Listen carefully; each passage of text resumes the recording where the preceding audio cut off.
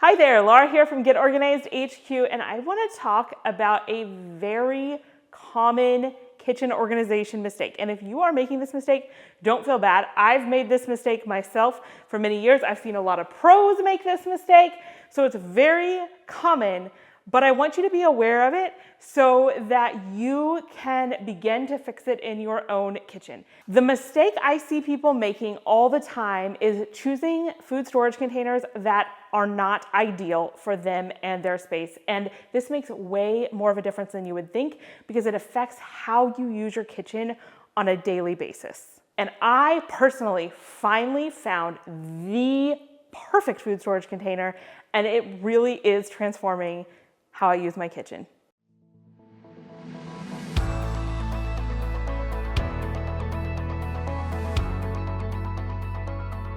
When choosing containers, you first want to choose containers that maximize your space. And here's what I mean by that. So these are the containers that I used to have, and I would say this is roughly 6-ish inches deep. This one is a smidge deeper, more like 8 to 10. But here's the problem. I do not have any shelf in my entire kitchen that is this shallow. The shallowest shelf in most kitchen is going to be your upper cabinets. And those are exactly this depth. So see how much more this is sticking out? So this is how much space I waste when I use these bins. And it's even worse on my pantry shelves because those are even deeper. So you end up wasting a lot of space. In addition to that, what a lot of people have to do on my pantry shelves is I was able to stack these two deep. So one would go behind another one like this. That is a huge pain because first of all, I can't see what's back there. So I don't even really know what I have. And even if it's supposed to just be backup stuff, again, I don't know what I have. And then when people who use the kitchen on a daily basis go to take stuff out, it's a real pain. In my own pantry, it's not like a butler's pantry that has a countertop. So when I take these two out to get to the one that's behind it, I have to kind of hold them awkwardly and then get this one out and then walk all the way out to the kitchen, put this one down, and go replace these two that were in front of it. So it's a real pain, and it's going to make it really hard to keep your kitchen organized if you have to go through all this extra trouble. And I know it seems minor, but I know because I've lived in the real world that those little things will make a big difference in how well you keep up with your kitchen organization. And one thing that I think is really, really strange is these are the most popular containers that I know of, OXO. And as far as I know, someone correct me if I'm wrong, this is the depth that they come in. That's it. That's your only option. This depth or nothing. Why is this not the depth of a standard upper cabinet? And in the United States, upper cabinets are pretty similar in their depth. I would not say that they're all 100% exactly the same, but I've tested in multiple kitchens, and usually the depth, if you took out a measuring tape, is within about 1 inch of each other, and that tends to be the depth of exactly these. So I can put these in an upper cabinet without wasting even 1 inch of space. Now, I should note, in my personal cabinets, these fit in with ease. I tested it in my mom's kitchen, they fit in with ease. I tested it in my sister-in-law's kitchen, and hers were a smidge more shallow than ours. And now, again, don't ask me why. We don't have a completely standard depth, but they still fit, as you can see here. So you might want to just double check that yours will fit if you're going to choose these. These are Tupperware's Super Oval and Super Rectangle. That is this particular depth. Another thing to consider when it comes to maximizing your space is how bulky the containers are themselves. These add a bit of additional bulk to your food, and depending on what space that you are going to put the containers in, and this is not standard in any kitchen. So basically the width of a cabinet is very non-standard, and even the width of a pantry. My pantry was already just exactly like this when I moved in, so I haven't made any changes, and it has like dividers in it. You can't actually move those. And so I need to choose something that fits well within those, or I'm going to waste space on the sides. So one thing that helps with that is obviously measuring and choosing something that works for you, but also the more options there are for more shallow divisions, the easier it's going to be to maximize the space. So if all I had was, I would call this too wide, I've not got a lot of flexibility, but when we add this additional container in, this adds more flexibility in terms of being able to maximize horizontal space. The same is true going up. We want to be able to stack and use most of our space. Also note here that many pantries and cabinets have adjustable shelves. Not all, but many do. And it is well worth it to take a few minutes to adjust the height of your shelves because it will pay off in dividends later. And here's another example of ones where they come in either more, I guess, narrow or wider sections so that I'm able to maximize my space. I'm just gonna give you an example here so you can see how much I'm able to fit when I use these containers, the popular OXO containers, versus the Tupperware containers that I have here. The volume of food that I'm able to fit in one single space is quite a lot. And if you are tight on space in your kitchen, this is going to be really, really important for you. Something else that is so critical to the usefulness of your food storage containers is that they completely fit the contents that you'd like to put in them. Here's what I mean by that. So these are some of the containers that I previously used, and this is the biggest size that this line comes in. I believe this is the Home Edit line from Walmart. And when I go to the store and buy a 5-pound, standard size bag of flour, it will not all fit in here. That, to me, makes this a deal breaker because it is not that helpful if I can only put a partial bag in, and then what do I do with the rest of it? And I really want it to be all contained. I don't want to have to use 2 containers. So you want to make sure that your food storage container will completely fit whatever you need to put in it. Same with spice jars. I don't like the tiny ones where I'm going to then decant part of my spices and then have to store part of them. Get ones that actually fit what you need. For example, here on the OXOs, this larger OXO does fit an entire bag of flour, so it gets bonus points for those. And then the most flexible ones that I have found is the Tupperware ones that are very thoughtfully designed to fit exactly what we would typically place in them. They also do a very good job of showing how much of something will fit in there. Now, one of the biggest items that many of us are going to want to store is like a bag of flour if you're organizing your baking goods. But what if you want big bags of chips and like really large things? If you're using this Home Edit line, if you're using OXO containers, you're just out of luck. Where you're in luck is Tupperware. This is their super rectangle, and it tells me right here, this is the 4 height. I also love how they give you the number of the height right on there. And this will hold like a huge bag of chips. So if you want something where you know you're not gonna have to get a mismatched container to hold really big things, then Tupperware is literally the only company I have found that makes something this large that kind of fits in with their system. If anyone is aware of a larger one, let me know in the comments down below because this is literally the only one that I've personally ever encountered. Next, you want to choose food containers that will help you avoid food disasters. And let me show you exactly what I mean by that.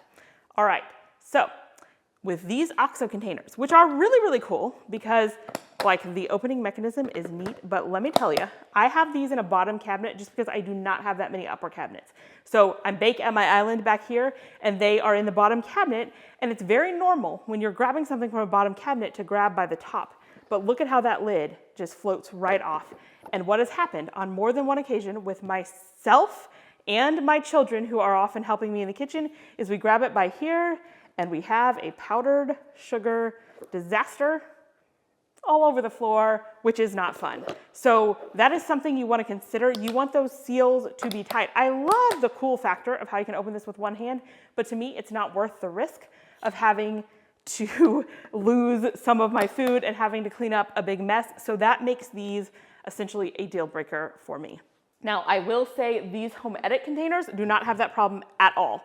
They latch like this, so they're going to be a little bit more effort to open, but you are definitely not going to have any kind of food disasters. The same is true with Tupperware.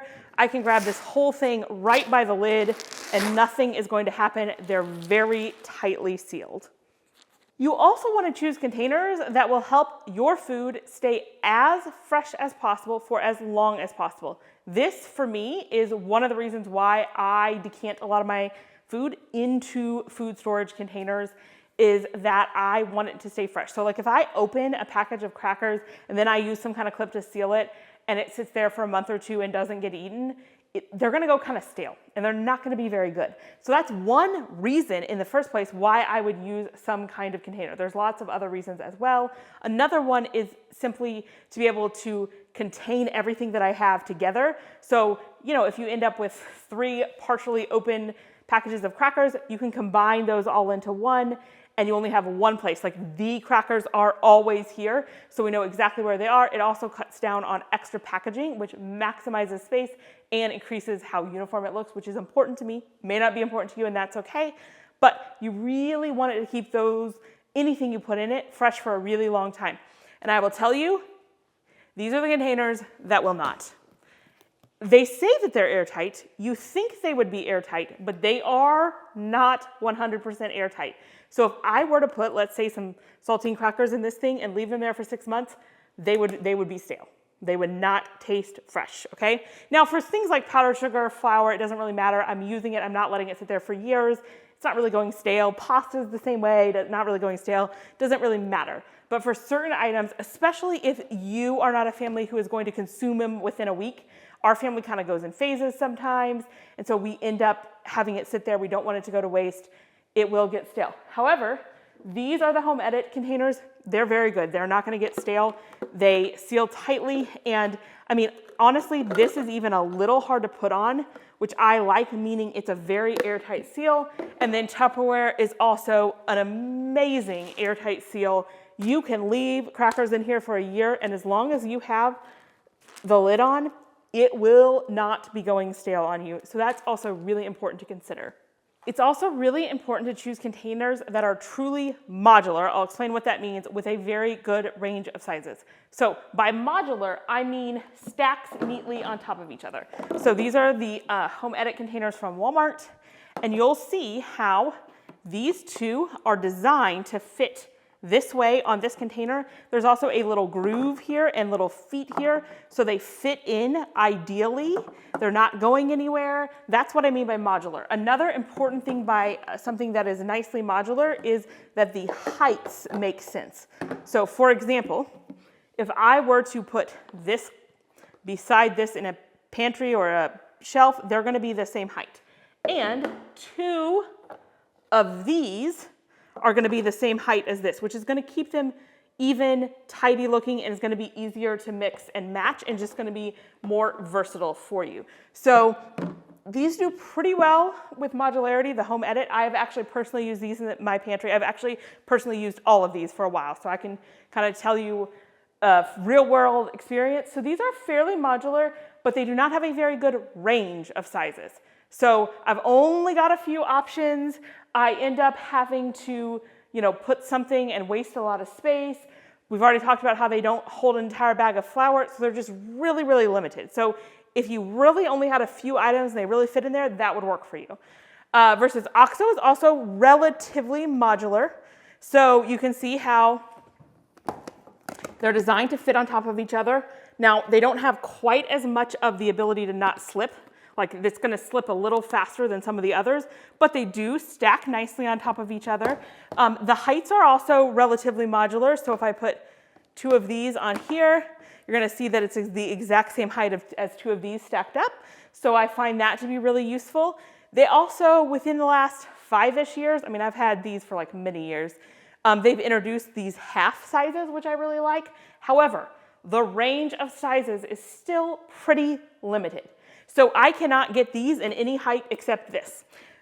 If I wanted it in this height, sorry, you're out of luck. If I want it in this height, sorry, you're out of luck. So the height ranges and all the different ranges are still pretty limited in how I can configure it. Versus over here, Tupperware, has the most versatile range of sizes that I have ever seen, and they are completely modular and they just make sense. They did it in a mathematical manner, which my engineering brain just loves and geeks out over. I literally like drew out my plan for these. So basically, you'll see how 2 of these fit nicely on here. And you'll see how there is a nice lip on here. So I can do this and they're not moving because they have designed to be very stackable, which is very important.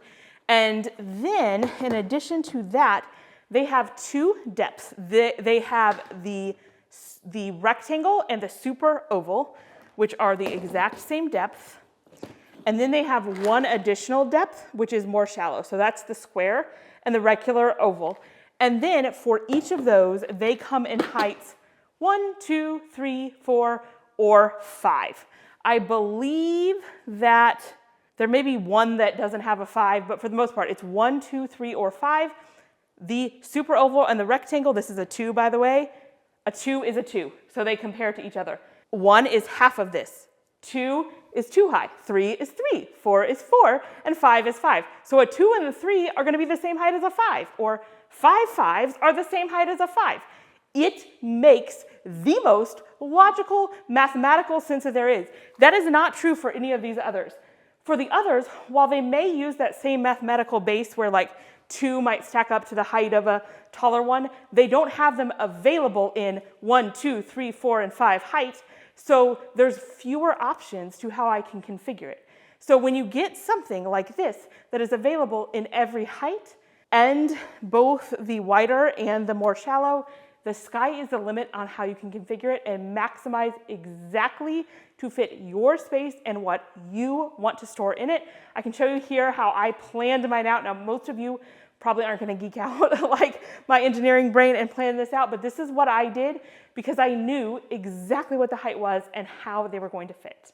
It's also really important when choosing your containers to think about function and not just aesthetics and how they look. And this is the mistake that I made years ago, is I saw all these beautiful Instagram and Pinterest pictures of these beautiful OXO containers. And really, I would give these like top points as far as how they look.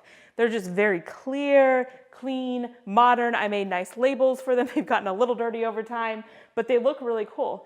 So I just focused on that, and I just imagined like this beautiful, looking pantry.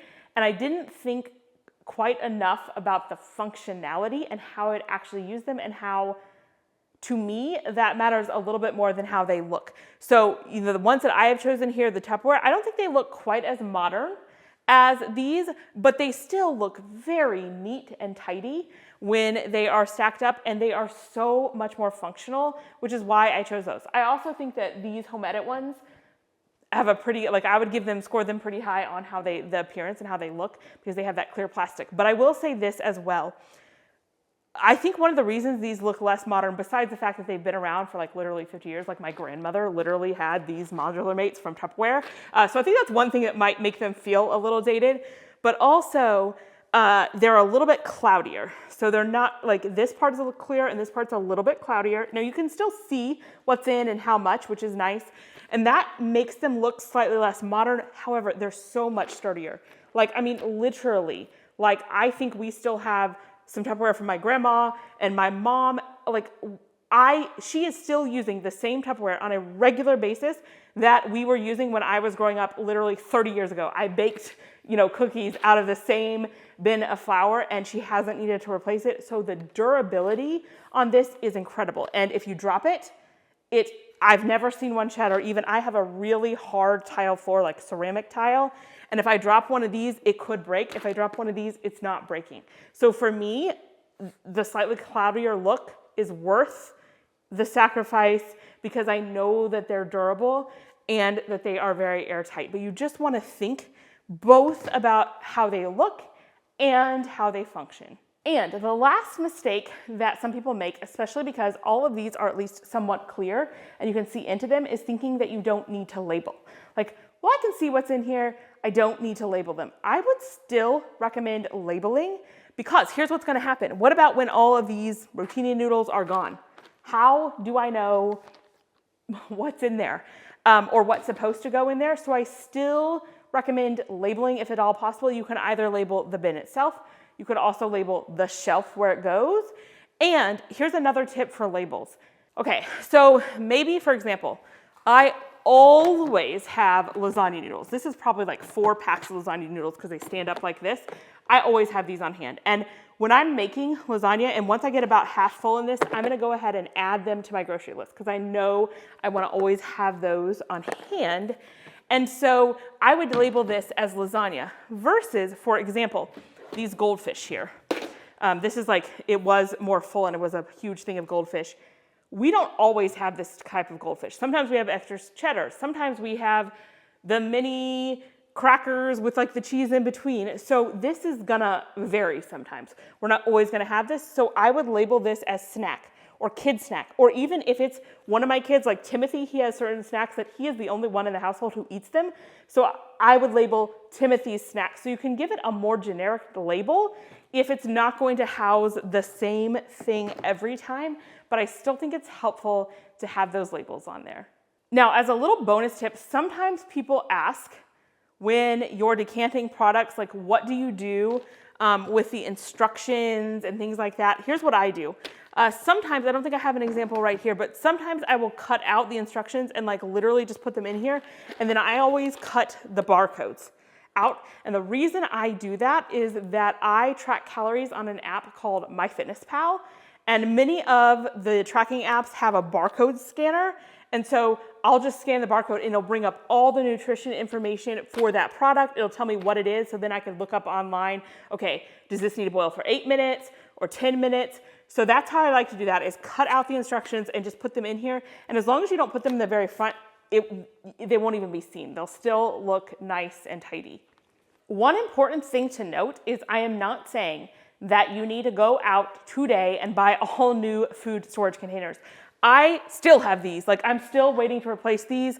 I replaced a whole bunch in my pantry. These will be next. So you don't have to go out and overhaul everything today, but as you are shopping, think about that. And as you start to replace them, think about that so you can start working toward that kitchen organization of your dreams. And I personally have chosen Tupperware, so I'm gonna be eventually replacing these. These are the ones that I put in my pantry. I am so happy with my decision. I love these. I'm gonna put a link down below to where you can get these. One of the biggest, I would say, cons is that, especially for these, they're called Modular mates. As far as I know, you can't actually walk into a store and buy them. You will need to buy them online through a rep. So I'll link to where I got them. So if you are interested in these, you can easily order some for yourself.